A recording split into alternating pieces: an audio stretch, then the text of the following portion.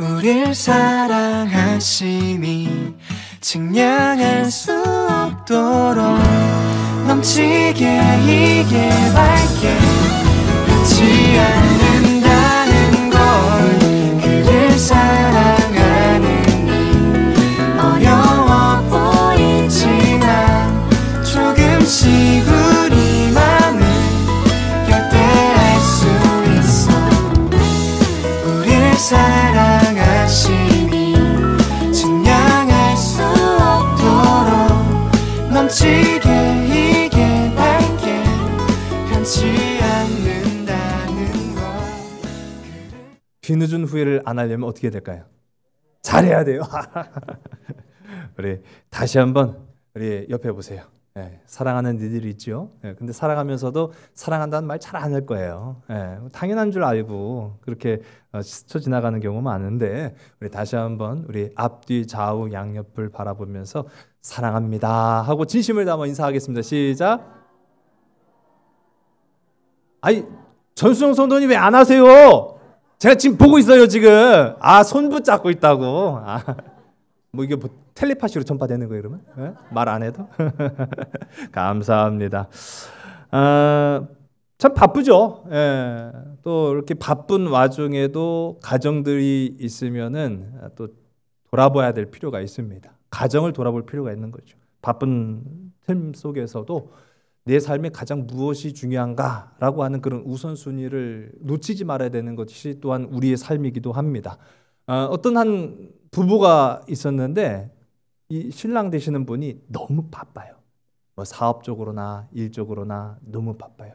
그래서 지금까지 단 한 번도 부부가 같이 휴가를 가본 적이 없어요. 그러니까 아내 되시는 분이 우리는 언제 휴가 가냐고, 언제 우리 같이 여행 가보냐고 막 그렇게 하니까 이번에 안 갔다가는 이혼당하게 생겼어.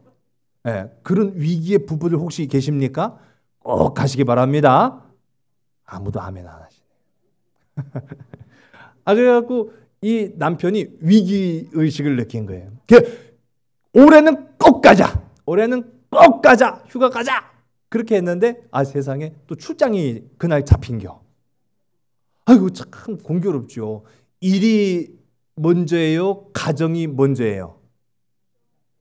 진짜요? 잘려도 돼요? 요즘은 일이요? 이혼 당해도 돼요?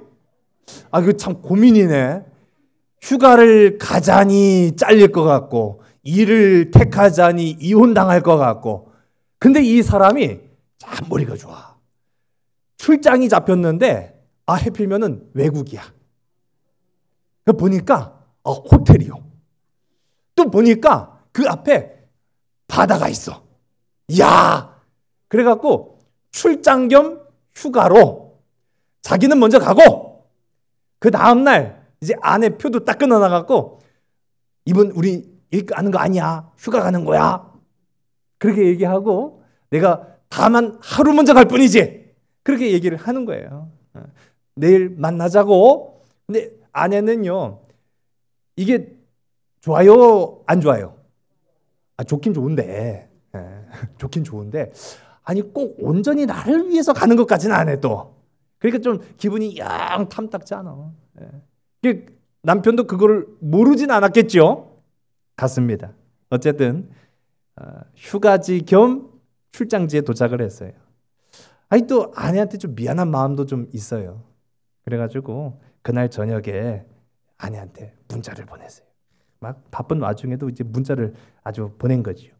근데 너무 일과 이 가정 일이 겹치고 바쁘다 보니까 문자를 막 보낸다는 게 아내한테 보낸 게 아니라 거래처 직원한테 보냈어.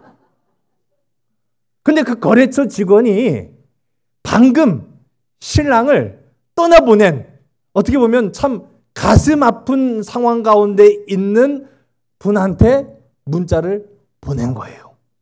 근데 이분이 문자를 받아보고 그만 그 초상집에서 졸도를 해버렸어요. 문자에는 이렇게 와 있었습니다. 사랑하는 여보, 나는 방금 이곳에 도착했어. 여러분 이게 무슨 상황인지 아시겠죠? 물론 분명히 이 신랑은 내일 휴가를 올 아내한테 보낸 거지만 그 문자는 아내가 아닌 거래처 직원한테 간 거예요. 방금 신랑을 떠나보낸 이 거래처 직원한테 간 거죠. 문자 보니까 사랑하는 여보, 나는 방금 이곳에 도착했어. 떠난 지 하루밖에 되지 않았지만 당신이 무척 보고 싶구려. 죽은 신랑이 문자를 보낸 줄 안 거죠. 근데 거기 이렇게 써 있습니다. 당신도 내일이면 이곳으로 오겠지요. 모든 것이 준비되어 있으니 편안한 마음으로 오시오. 당신을 사랑하는 남편으로부터. 그 밑에다가 한 줄 더 썼어요. 이건 정말 환상적인 곳이요. 아무리 환상적인 곳이라도 따라가야죠. 아니에요. 아마도 이분이 나중에 잘못 보낸 걸 알면은 얼마나 크게 후회했을까, 뭐 그런 생각을 좀 해보게 됩니다. 여러분, 우리는 살아가면서 크든 작든 후회하며 살게 되어 있어요. 그 후회는 여러 종류라고 이야기를 하는데요. 뭐 심리학자들이 뭐 이렇게 이야기합니다. 크게 4종류의 후회가 있다. 근데 제가 보니까요, 보통의 사람들은 이 2종류의 후회 때문에 인생에서 그때 잘할 걸, 그때 이렇게 할 걸, 그렇게 이제 후회를 하는 거예요. 먼저는 몰라서 하는 후회. 그때는 몰랐어요. 지나고 나서 보니까 아이고 그때 그걸 왜 몰랐을까라고 하는 후회가 있습니다. 제 주변에 보니까 옛날 얘기를 많이 하시는 분들 계세요. 아이고 거기가 다 그때는 논밭이었어. 근데 지금은 빌딩이 들어섰고 상가가 들어섰고 도시가 들어섰어요. 땅값이 천지 차이인 거죠. 그래서 제가 그래. 그럼 그때 그 땅 사시지 그러셨어요? 그랬더니 그때는 돈이 없었고 지금은 기회가 없고, 이게 몰랐기 때문에 하는 후회가 있습니다. 또 다른 종류의 후회는 욕심 때문에 하는 후회가 있어요. 잘못인 줄 알면서도 욕심을 부립니다. 근데 그 욕심이 화를 불러일으켜서 나중에 그때 욕심 부리지 말걸 하는 그런 후회를 하는 경우도 있죠. 여러분, 우리는 다 인생을 살아가면서 이와 같은 종류의 후회로부터 자유로울 순 없어요. 근데 이 심리학자들이 하는 말이요, 후회가 다 나쁜 것은 아니라는 거예요. 아이들이 후회할까요, 안 할까요? 아이들도 후회합니다. 보통 언제부터 후회를 하느냐 하고 봤더니 6세 이후부터 후회를 하기 시작한다는 거예요. 근데 우리가 그렇게 보면은 일평생을 후회 많은 삶 속에 살아가는 거 아니겠어요?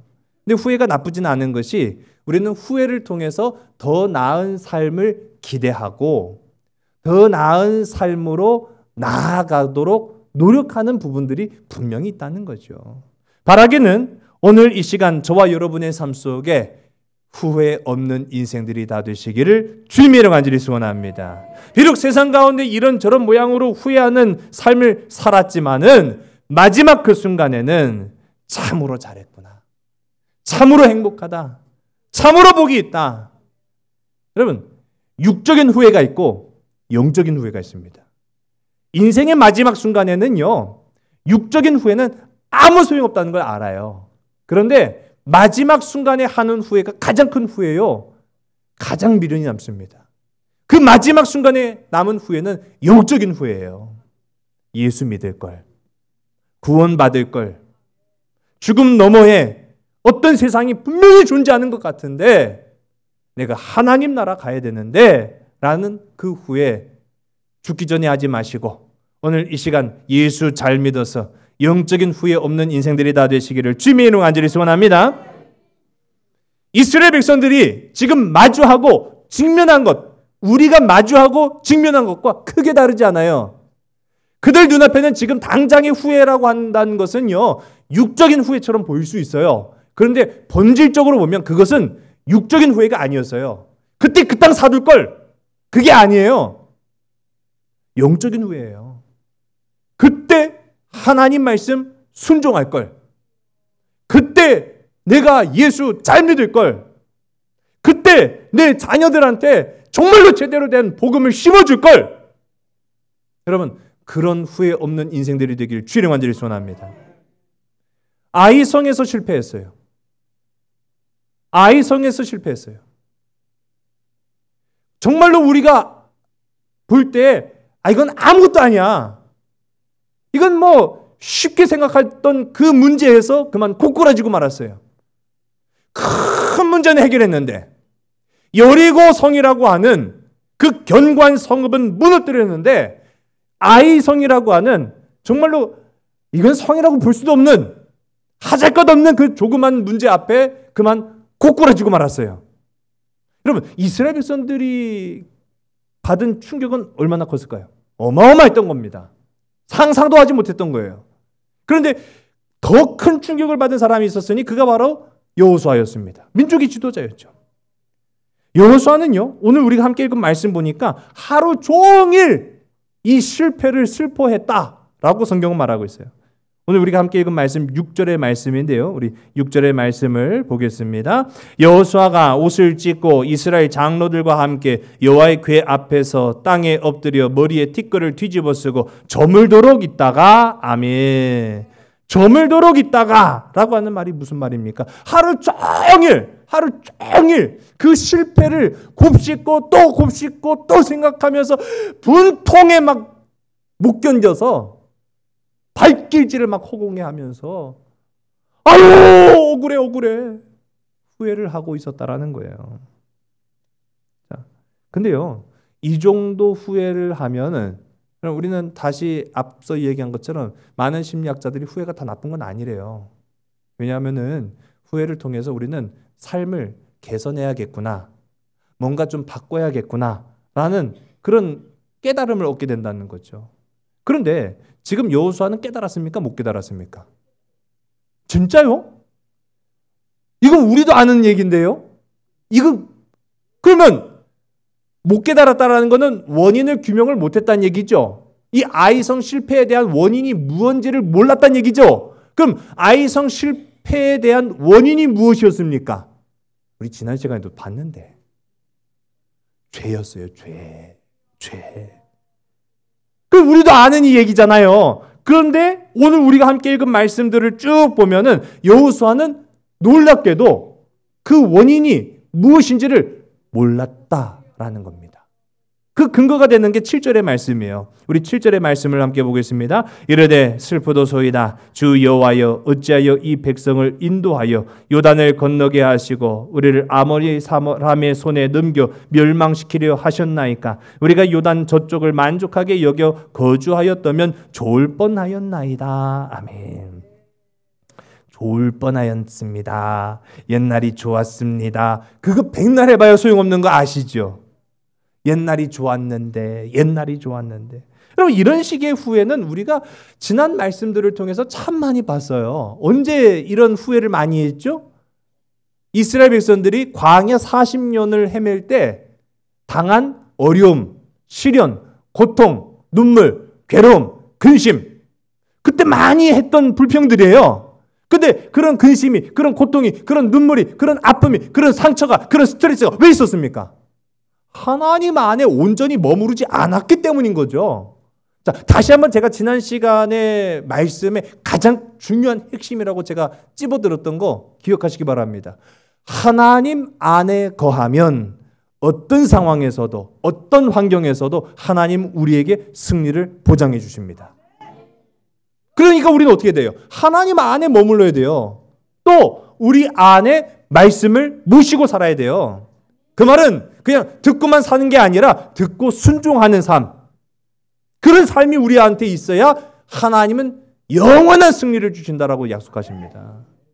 그런데 언제 우리가 실패합니까? 언제 우리가 넘어집니까? 언제 우리가 낙심합니까? 언제 우리가 절망합니까? 하나님 떠나 살면 그렇게 된다는 거죠. 아주 단순한 이야기지만 아주 중요한 얘기예요. 여러분, 하나님 떠나지 않는 복된 저와 여러분, 우리 모두가 되기를 주의 간절히 소원합니다.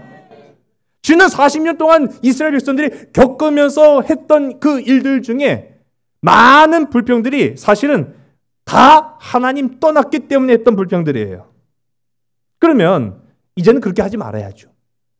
그거를 알 법도 한 여호수아가 오늘 이 아이성 전투의 실패를 겪어보고 불평하며 하나님 앞에 원망하는 말이 아우 우리가 차라리 길을 떠나지 말걸, 아우 우리가 요동강을 건너지 말걸, 아우 그 땅이 좋사오니 그 땅에서 살자고 땡깡 부릴걸, 껄껄껄껄껄. 이게 껄껄껄껄이 좋은 말이 아니잖아요. 예. 어떤 목사님이 그런 말씀을 하시더라고요. 여러분 죽을 때 껄껄껄 하지 맙시다. 그래서 저는 처음에 죽을 때 웃지 말란 얘기인가? 그랬더니 그때 뭘 할 걸, 그때 이렇게 했을 걸, 그런 걸 하는 얘기더라고요. 공감이 돼요. 예. 껄껄껄껄. 아무 소용없는 후회입니다. 근데요 여러분, 우리도 이런 후회로부터 자유롭지 않다는 것을 우리 스스로가 잘 알죠. 여러분, 우리는 내 죄는 깨닫지 못하고 우리가 겪은 이 비참한 상황만 자꾸 묵상합니다. 그걸만 쳐다보는 거예요. 실패했을 때, 절망이 찾아왔을 때, 극심한 어려움이 왔을 때 우리가 해야 될 일들은 하지 아니하고 그 상황만 묵상하고 있는 거예요. 아이고 이거 왜 이렇게 됐지? 아이고 이거 어떻게 하지? 그것만 묵상하고 있는 거예요. 여러분 성경은 말하고 있습니다. 그때도 아직 늦지는 않았다라는 거예요. 오늘 우리가 읽은 이 아이성 실패 이후의 사건을 주목하는 까닭은 바로 그거예요. 실패한 거 실패지 뭐 물론 그렇게 쉽게 생각할 수도 있어요. 근데 오늘 우리가 쭉 읽은 말씀에 여호수아가 하는 이 후회가 크게 두 가지예요. 이거 굉장히 중요한 부분이에요. 또 왜냐하면 민족의 이 지도자이기 때문에 가질 수 있는 후회거든요.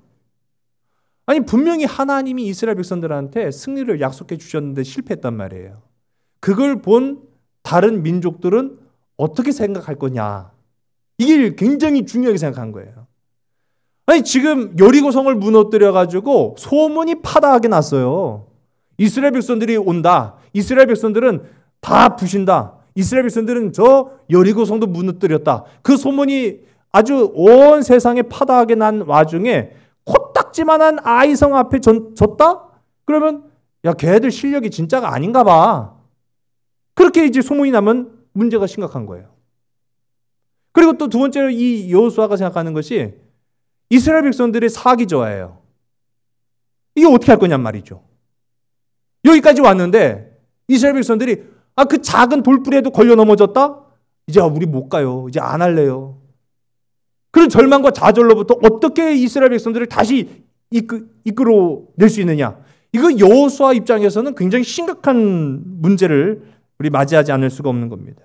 그러니까 여호수아 입장에서도 자꾸 이 실패를 주목하게 되는 거예요. 이 좌절을 주목하게 되는 거예요. 이 절망을 주목하게 되는 거예요. 그런데 하나님은요. 그때라도 지금 늦지 않았다라고 이야기하는 게 오늘 우리가 함께 읽은 말씀이에요. 여러분 실패했습니까? 우리의 삶에 좌절이 찾아왔습니까? 여러분의 인생에 근심 걱정이 여러분의 발목을 붙잡고 있습니까? 우리 한번 고백해 볼까요? 아직 늦지 않았습니다. 여러분 아직 늦지 않았다라는 사실 기억하시기 바랍니다. 하나님께로 가야 되는 거예요. 그때일수록, 실패했을 때일수록, 좌절이 찾아왔을 때일수록, 비참한 상황이 내 앞을 가로막을 때일수록 우리는 그때 내가 뭘 해야 되느냐? 실패를 주목하지 말고 하나님 앞으로 가는 거예요.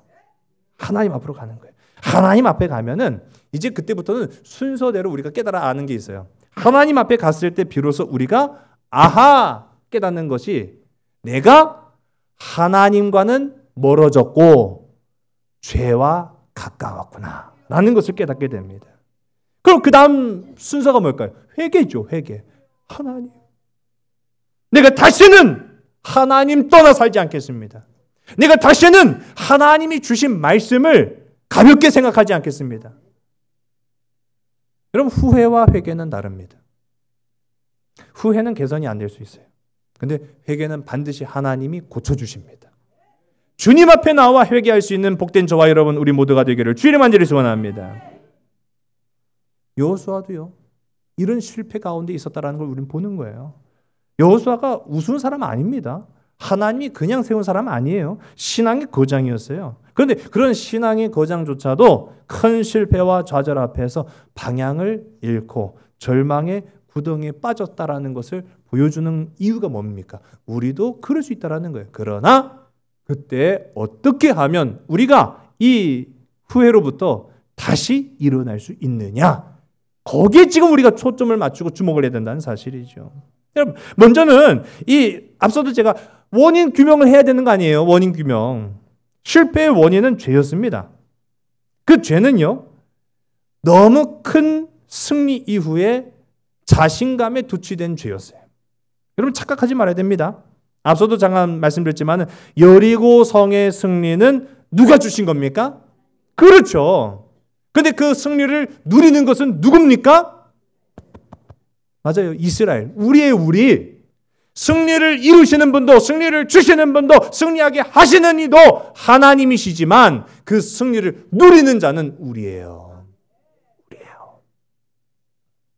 우리 자녀들이요, 어린 시절에 야, 니들이 원하는 거 있으면 니들이 벌었어. 아니, 물론 어느 정도 나이가 되면은 걔들도 지 앞가림 해야죠. 근데 초등학교 나이는 애한테 야, 너 뭐 필요한 거 있냐? 아빠 나 이것도 필요하고요. 저것도 있으면 좋겠고요. 네가 벌었어. 뭐지? 나한테 뭐 하라는 거지? 그런 생각 할 수가. 물론 그 과정을 좀 친절하게 설명해 주거나 아이들도 할 수 있는 정도의 선에서 이 방법을 알려주면 되죠. 야, 엄마 아빠한테 안마라도 좀 해봐라. 그리고 나서 니들이 뭐 원하는 거라도 좀 얘기하면은 내가 아이고 이쁘다, 아이고 오냐 그럴지 몰라도 지들은 뭐 하나도 하는 거 없이 그냥 나 이거 해주세요, 나 저거 해주세요. 미쳤냐 내가? 그거 해주게? 앞으로 엄마 아빠한테 효도해. 그럼 내가 해줄게. 그러면 그 정도 선에서는 할 수 있겠어요, 없겠어요? 그것도 못하면 하지 말아야지. 그렇죠? 그러니까 그런 선을 지켜준다고 하면 얼마든지 할 수 있어요. 물론 그 어린 아이가 뭐 엄마 아빠 어깨 그 딸랑 한 몇 분 주물러 준 것 가지고 얻어지는 것 있다고 한다면 주물러 주는 게 더 값어치가 있어요? 그 얻어내는 게 더 값어치가 있을까요? 얻어내는 게 훨씬 더 값어치가 있어요. 몇 번 딸랑 주물러 주고 그거 얻어낸다고 뭐 얼마든지 하겠죠. 여러분, 우리도 마찬가지예요. 우리도 하나님께 받은 승리, 하나님께 받은 상급, 하나님께 받은 구원의 기쁨, 우리가 한 것에 비하면 하나님이 주신 게 훨씬 더 가치가 있는 거예요. 우리 세상에서 아무리 그런 노력을 한다 할지라도 얻을 수 없는 것들을 하나님은 우리에게 주십니다. 생명을 주십니다. 내가 일하는 직업에 사장님이 나한테 생명 주시는 분은 아니에요. 물론 그 생명을 이어나갈 수 있도록 월급 주시죠. 근데 생명을 주시는 분은 아니에요. 건강을 주시는 분도 아니에요. 내게 생명 주시는 분은 오직 주님이신 줄로 믿으시기 바랍니다. 승리를 주신 분은 하나님이신데 지금 그 승리에 도취되어 있는 것은 이스라엘이었어요. 그러니까 어떻게 됩니까? 하나님의 영광을 자기 걸로 바꾸고 있었어요. 그 결과는 아이성 실패. 네. 여러분, 지난 시간에 좀 살펴봤지만은 여리고성 전투에 임할 때는 하나님이 하시는 그 말씀 진짜 터무니없는 거죠. 전략적으로는 아무 쓸모없는 거죠. 근데 순종했더니 승리가 주어졌어요. 그런데 아이성 전투를 할 때는 굉장히 전략적으로 접근합니다. 그리고 굉장히 상식적으로 실행을 해요. 전략적으로 접근했다는 것은 정탐부터 하고 와라. 맞아요. 정탐을 합니다. 정탐을 하고 왔더니 이 상대 전력이 우리의 10분의 1 아니 100분의 1에도 못 미칩니다. 그러니 우리가 적은 인원으로도 얼마든지 승리할 수 있겠습니다. 인간의 합리적인 판단이었죠. 그러나 그 합리적인 판단에 의한 결과는 비참한 패배. 하나님 앞에 묻지도 않고 하나님 앞에 구하지도 않고 하나님 앞에 기도하지도 않는 계획. 여러분, 우리 인생도 그럴 수 있다. 내가 할 수 있는 일인데 뭐 하나님 앞에 구할 필요도 없어요. 기도 없는 계획, 기도 없는 삶, 하나님 없는 실행은 패배의 지름길이었다라는 것을 이 아이성 전투의 실패로 우리에게 보여줍니다. 여러분, 실패하지 않는 저와 여러분들에게 간절히 소원합니다. 아무리 하잘 것 없는 작은 인생일지라도 하나님 앞에 묻고 기도하고 하나님 앞에 나아갈 수 있는 저와 여러분의 삶이 되기를 주님 간절히 소원합니다. 또 다른 한 가지는요, 은밀한 것이었어요. 그 은밀했다는 것은 뭐냐? 죄가 은밀했다는 거죠. 드러내놓고 한 죄가 아니라 감추어진 죄였다라는 것을 봅니다. 우리 다음 시간에까지 갈 것 같아요. 아간. 제가 지난 시간에 아간의 죄는 다음 시간에 제가 말씀드리겠습니다 라고 했는데 오늘 말씀은 여기에 좀 더 초점을 맞춰야 될 것 같아갖고 아간의 상세한 죄는 다음 시간에 좀 함께 살펴보려고 하는데 아간의 죄라는 것이 사실은 다른 사람들 몰랐어요. 여호수아라고 알았겠습니까? 다른 아무도 몰랐어요. 아주 가까운 사람 빼고는 아마 몰랐을 가능성이 높습니다. 그런데 이러한 감추어진 죄가 이스라엘 전체를 위기에 빠뜨렸다라고 하는 것, 여러분 우리가 참 중요하게 생각해 볼 필요입니다. 우리가 겉으로는 할 거 다 했어요. 집사예요, 권사예요, 장로예요, 목사예요, 성가대예요, 교사예요, 식당 봉사예요, 청소예요, 헌신해요, 전도예요. 우리가 하는 거 참 많아요. 여러분 이거 소홀하다고 이거 별거 아니다라고 말씀드리는 게 아니에요. 그러나 그것이 우리의 구원을, 그것이 우리의 정결한 삶을 보장하지는 않는다라는 걸 기억하시기 바랍니다. 지금 이스라엘 백성들 거의 대부분은 다 순종했어요. 할례도 행했어요. 유월절도 지켰어요. 하나님 말씀 앞에 순종했어요. 하나님의 명령을 어긴 사람은 단 한 사람도 없었어요. 지금까지는. 그런데 지금 뚜껑 딱 열어놓고 보니까 아하? 이거 100%가 아니었다는 거죠. 그 1%, 아간이라고 하는 그 죄가 이스라엘 전체를 무너뜨렸다는 걸 보게 됩니다. 하나님의 교회가 그렇습니다. 우리는 함께 승리해야 합니다. 여러분 인생에서 우리 그리스도인들, 특히 우리 삼성교회라고 하는 우리 믿음의 공동체는 함께 승리해야 되는 줄로 믿으시기 바랍니다. 누구는 웃고 즐거워하고 기뻐하는데 누구는 주변에서 막 울고 자빠져 있어요. 그러면 우리가 뭐라고 합니까? 야, 저 구석에 가서 울고 있어. 우리는 기뻐 죽겠는데 너 혼자 울고 있으면 어떡해? 그건 교회가 아니에요. 함께 기뻐하고 함께 슬퍼하고 함께 위로하고 함께 격려하는 것, 그것이 믿음의 공동체예요. 성경을 보니까 이스라엘 전체가 다 죄악에 빠지진 않았어요. 그런데 지금 전체가 다 패배에 빠졌습니다. 함께 승리하기도 하지만 함께 패배할 수도 있다는 걸 우리가 알아야 돼요. 그렇다는 것은 우리 패배되겠습니까? 승리하는 복된 저와 여러분 우리 모두가 되기를 주의 간절히 소원합니다. 그러나 분명히 중요한 것은요, 이제 방법이에요. 방법. 어떻게 하면 그 슬픔과 패배와 절망에서 우리가 다시 일어날 수 있느냐라고 했을 때 하나님은요, 주저앉아 있는 여호수아에게, 주저앉아 있는 이스라엘에게 다시 일어서라 라고 명령하십니다. 오늘 우리가 함께 읽은 본문의 말씀 10절의 말씀이 있습니다. 시작. 여호와께서 여호수아에게 이르시되 일어나라, 어찌하여 이렇게 엎드렸느냐. 아멘. 여러분 절망이 찾아왔을 때 주저앉을 수는 있어요. 그러나 다시 일어나는 저와 여러분 우리 모두가 되기를 주의 간절히 소원합니다. 거룩을 회복하라고 성경은 말하고 있어요. 거룩을 회복하라. 우리 13절의 말씀을 함께 읽습니다. 너는 일어나서 백성을 거룩하게 하여 이르기를 너희는 내일을 위하여 스스로 거룩하게 하라. 이스라엘의 하나님 여호와의 말씀에 이스라엘아 너희 가운데 온전히 바친 물건이 있나니 너희가 그 온전히 바친 물건을 너희 가운데서 제하기까지는 내 원수들 앞에 능히 맞서지 못하리라. 아멘. 거룩하라는 거예요. 일어나 거룩해라. 거룩하기 전까지는 다시는 승리를 맛보지 못할 것이다. 그럼 반드시 뭐 해야 돼요? 거룩해져야만 하는 겁니다. 여러분 오늘 말씀 앞에 선 저와 여러분 거룩해지시기를 주의 간절히 소원합니다. 거룩해진다는 거 다른 거 아니에요. 하나님 안에 거하시라고 제가 다시 한번 말씀드린 거예요. 하나님 안에 거하면, 주님의 말씀이 내 안에 머물면, 그리고 주님의 말씀을 듣고 따라 살기로 순종하면 거룩한 승리의 백성들이 되는 줄로 믿으시기 바랍니다.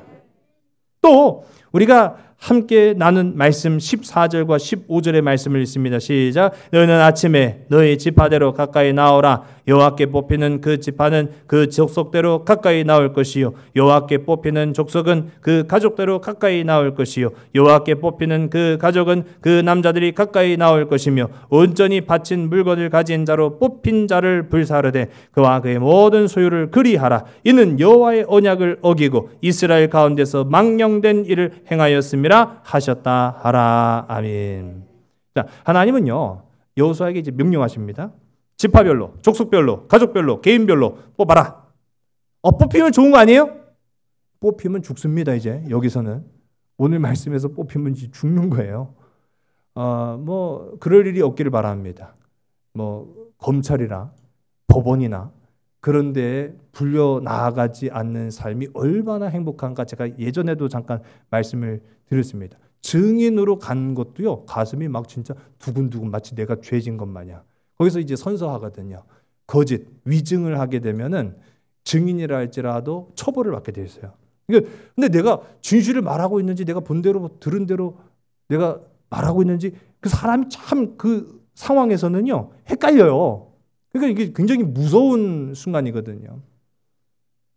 근데 검찰의 이제 조사 같은 거 이제 TV나 그런 데 보면은 당사자를 바로 부르지 않습니다. 어떻게 합니까? 주변부터 몰아가기 시작해요. 그게 무서운 거예요, 진짜. 당사자부터 불러나가고 막 뭐 어떻게 막 그렇게 막 탈탈 털고 뭐 그런 것보다는 더 무서운 게 주변부터 샅샅이 막 다 몰아가는 거예요. 그러면은 마지막에는 누구에게로 온다? 나에게로 온다. 이게 느껴지면은요, 그 진짜 숨이 턱 막히는 거죠. 오늘 우리가 함께 읽은 말씀에서 하나님이 그 죄인을, 우린 다 알죠. 아간이라고 한 죄인이 있는데 이 한 사람을 잡기 위해서 지파별로, 족속별로, 가족별로, 개인별로 쫙쫙쫙쫙 이제 숨을 탁 막힐 정도로 몰아세기 시작하는 거예요. 이게 왜 그러실까라는 생각을 갖게 되는데요. 여러분, 하나님의 공의 앞에는 어떤 것도 감출 수가 없다라는 걸 이야기하는 겁니다. 여러분, 지극히 작은 죄일지라도 하나님이 말씀하실 때 이건 죄야 라고 하면은요, 그거 덮어놓고 갈 수 없다라고 하는 거죠. 여러분, 어떤 이들은 좋은 게 좋은 거지, 그냥 거기까지만 합시다, 그렇게 넘어갈 때가 있어요. 그는 세상 일에 해당될 때만 가능한 일이에요. 하나님 앞에서는요, 결코 지극히 작은 죄도 그냥 뭐 작은 건데 그냥 좋은 게 좋은 거니까 그냥 덮어 줍시다, 그럴 수가 없더라고요. 하나님 앞에서는요, 옳은 것이 좋은 거예요. 죄 짓지 않는 하나님 앞에 떳떳하고 진실한 저와 여러분, 우리 모두가 되기를 주의 간절히 소원합니다. 여러분, 이제 우리가 결론이에요. 여러분의 삶 속에 어떻게 하면 뒤늦은 후회를 하지 않을까라고 하는 것, 우리가 머릿속에 그리고 가슴 속에 삶 속에 꼭 기억해야 할 것입니다.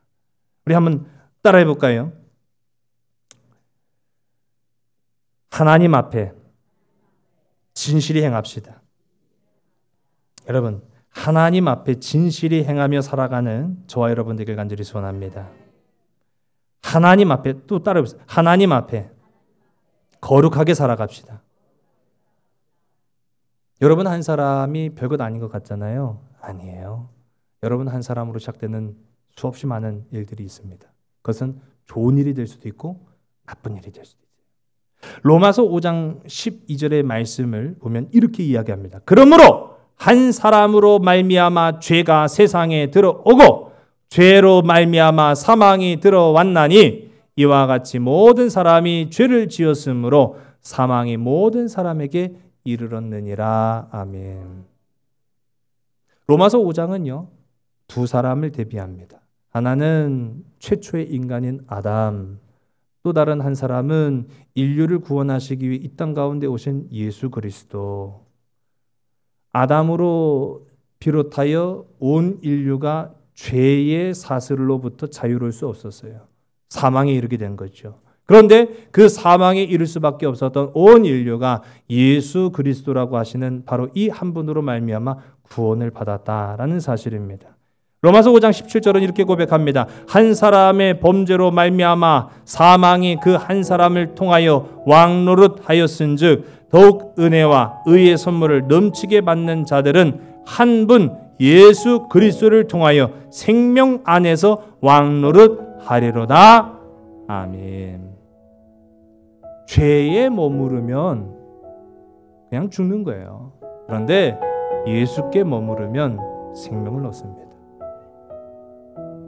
제가 새벽에도 이 말씀 잠깐 전하면서 요즘 그 드라마 있길래 요즘 시간이 되는 대로 이것저것 찾아보기도 하고 살펴보기도 하고, 그런데 드라마 제목이 트리거라고 하는 드라마가 있더라고요. 우리나라 드라마, 외국 드라마인 줄 알았더니 우리나라 드라마길래 호기심이 좀 봤어요.